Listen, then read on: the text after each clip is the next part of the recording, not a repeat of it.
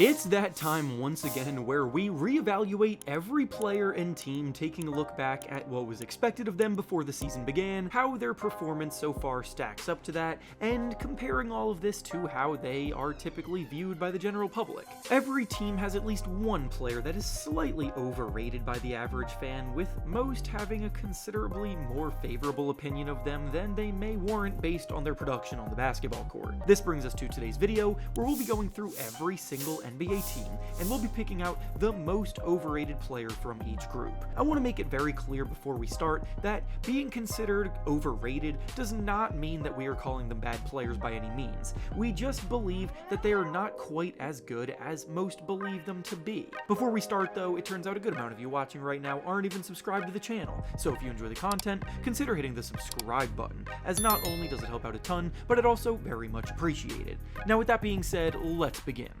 Going in alphabetical order, we'll start with the Atlanta Hawks, and their most overrated player is Trey Young. I personally am a big believer in Trey Young's talent and think he needs a move to rejuvenate his career in a better environment elsewhere, but when he was left off of the All-Star team this season, he was widely considered the biggest snub of the list, and the reality is that there are way too many downfalls in his game right now for that to really be true.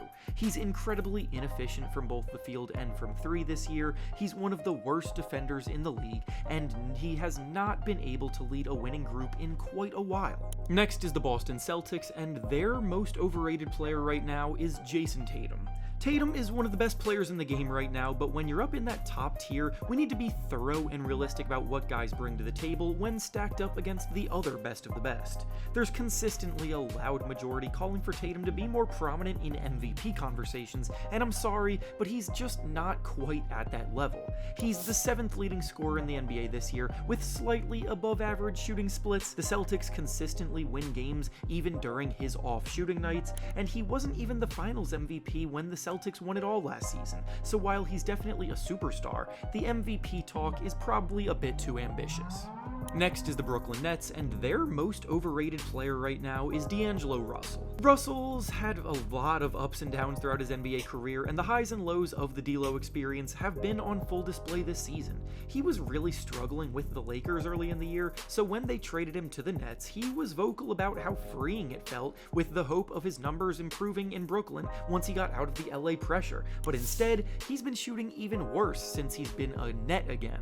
Next up is the Charlotte Hornets, and their most overrated player is LaMelo Ball. LaMelo has so much talent, and his upside really is unlimited when he's locked in, but the problem is that he's just not locked in nearly enough and lacks maturity and leadership skills to be starting to lead a group, which is becoming a bit noticeable. He started the year red hot this year, but now his efficiency is starting to tank, making just 41% of his shots and 33% of his threes. He doesn't play much defense, and the Hornets continually underperform under his lead. Next is the Chicago Bulls, and their most overrated player is Kevin Huerter. Huerter came into the league as a sharpshooter who had some big moments with the Hawks and even during his first season with the Kings. As of the last 2 years though, Huerter's shooting touch has evaded him, making just 31% of his threes this season, and without his ability to threaten from deep, he fails to make much of an impact elsewhere. Next is the Cleveland Cavaliers, and their most overrated player is Max Strus. Again, Strus was paid a sizable contract after a breakout season with the Miami Heat during the last run to the NBA Finals that they made, but in Cleveland, Strus has left a lot to be desired.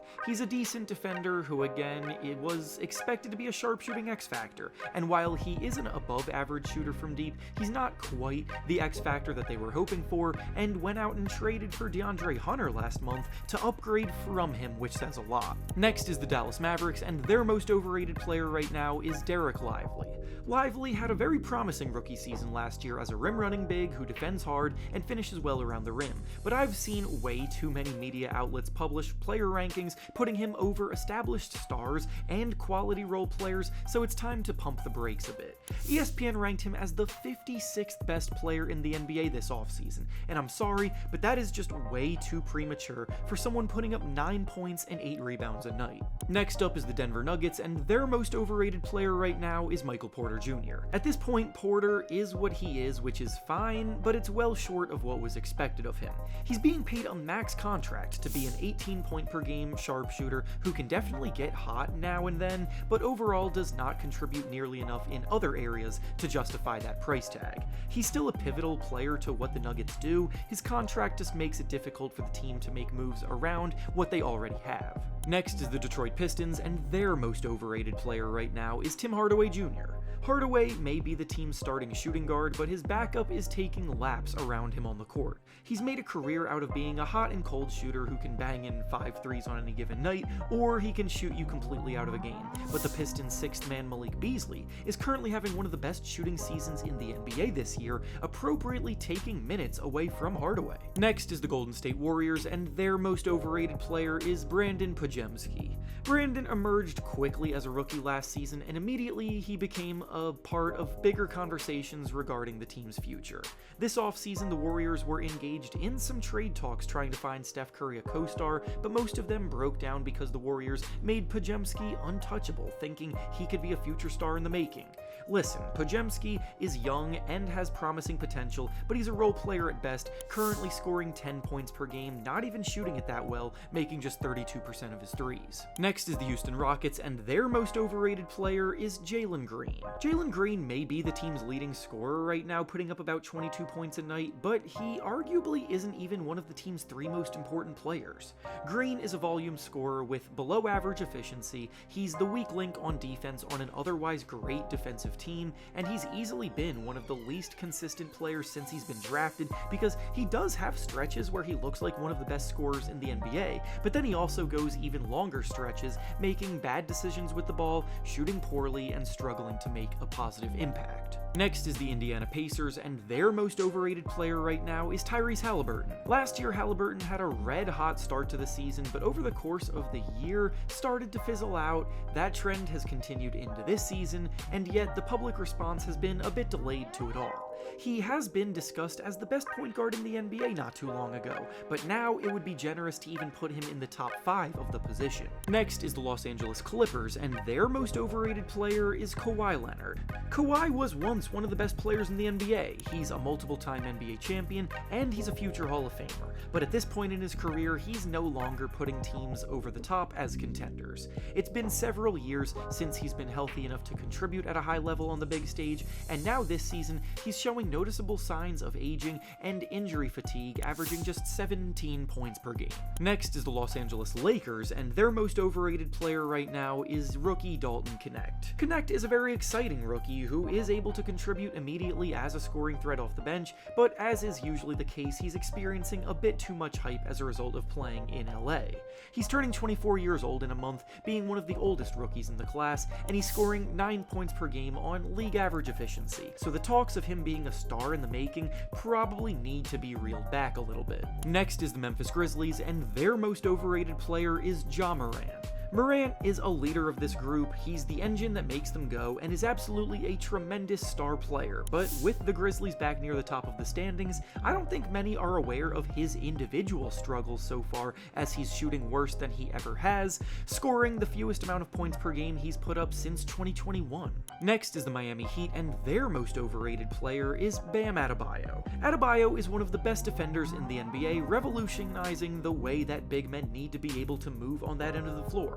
But offensively, every year we hear rumblings of him being ready to take his game to another level, and he just never does it. He has a tendency to get passive, he doesn't really have a move he can rely on to generate easy looks for himself with, and most of his offense comes within the natural flow of play, so it's probably time to accept that offensively he's a bit limited and he is what he is. Next up is the Milwaukee Bucks, and their most overrated player is Kyle Kuzma.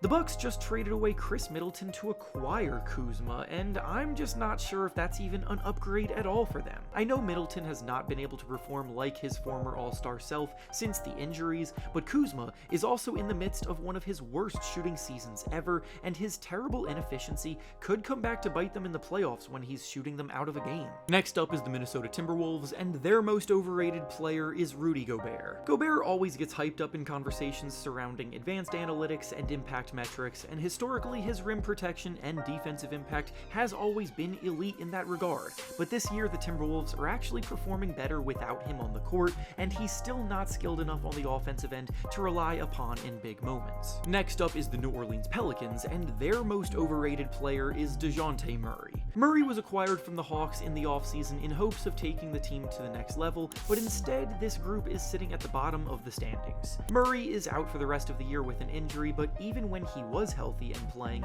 it was becoming very apparent that there was a reason why the Hawks became worse when they brought him in, because his numbers historically have always been a bit empty. Next up is the New York Knicks, and their most overrated player is Mikal Bridges. The Knicks traded away 5 first-round picks to bring in Bridges in this offseason, and even though Bridges is a solid two-way wing player, he simply is not proving to be worth that big of a price tag. He's barely shooting above league average from 3, his defense isn't quite where it was during his time in Phoenix, and the Knicks are stuck in that tier just below the best of the best, so they aren't even a lock to be in contention with him right now. Next up is the Oklahoma City Thunder, and their most overrated player is Jalen Williams. It's hard to find a real overrated player on this Thunder roster because everyone is a key cog in their dominance, but Williams' hype may slightly be creeping up ahead of where he actually is as an individual right now. He's an incredibly versatile defender and is scoring a career-high 21 points per game, but his efficiency is taking a hit in that bigger offensive role. The Thunder actually perform better without him on the court, statistically at least, and he was one of the more debatable all-star selections this season. Next up is the Orlando Magic, and their most overrated player right now is Paolo Banchero. Banchero has all the talent in the world, is already an all-star at such a young age, but he's got a long way to go before he enters that superstar tier of players that I have seen quite a few people already start to put him in. He's a pretty poor three-point shooter, which is tough for a volume scorer in today's NBA. He settles for way more contested mid-range jumpers than he needs to, and his decision-making still needs to be honed in on moving forward. Up next is the Philadelphia 76ers, and their most overrated player right now is Paul George. George signed a supermax contract with the Sixers in free agency this summer, expecting to be the piece that helps alleviate the pressure put on Joel Embiid and Tyrese Maxey to carry the team's offense, and he was brought in to be a replacement for Tobias Harris after Harris's long and disappointing tenure with the team. But instead, Paul George has been as bad as feasibly possible and seems more interested in podcasting than playing basketball half the time. Next up is the Phoenix Suns, and their most overrated player right now is Devin Booker. Devin Booker has been viewed as the best shooting guard in the NBA for a few years now, but in order to hold that title, you need to check quite a few boxes that he is just not checking anymore. The Suns are trending downhill fast and are at serious risk of missing the playoffs, which is unacceptable for a team with Devin Booker and Kevin Durant on it, and if that becomes reality, then serious questions need to be asked about this leadership. Next up is the Portland Trailblazers, and their most overrated player right now is DeAndre Ayton. Ayton was once the #1 pick in the draft, but he grew disgruntled while on the Suns, so he got his wish and was traded to Portland, where the hope was that he could emerge individually in a lower pressure environment, but instead he's continually regressed, and now he may not even be the best center on his own team anymore, with rookie Donovan Clingan starting to come for his job. Next up is the Sacramento Kings, and their most overrated player right now is Malik Monk. The Kings seem to have so much talent, but just can't seem to convert it into winning enough basketball games to feel good about, and part of it is because too many guys play score-first, inefficient basketball without filling the other roles necessary, and Monk is one of them as a lackluster defender who scores in spurts. Next up is the San Antonio Spurs, and their most overrated player right now is Keldon Johnson. Johnson put up 22 points per game 2 seasons ago, leading fans to believe that he was ready to emerge as another top-tier scoring threat, but he's regressed hard each of the last 2 seasons, and I don't think the public has quite caught up to that fact quite yet.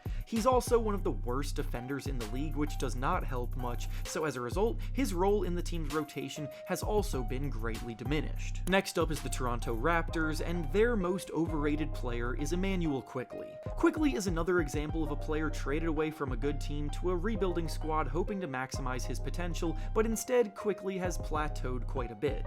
Putting up 16 points and 6 assists per game, he's a quick and shifty guard that can provide a spark on offense, but he's not going to be one of the better starting point guards and is probably more suited for a 6th-man role. Next up is the Utah Jazz, and their most overrated player is Lauri Markkanen.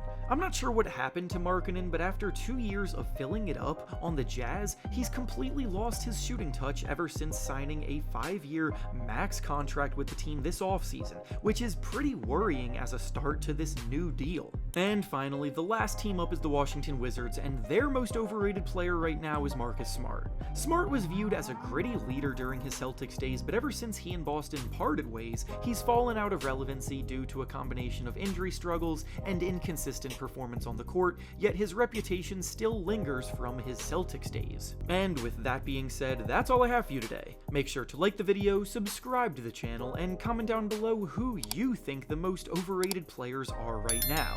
Thanks for watching, and I'll see you all next time.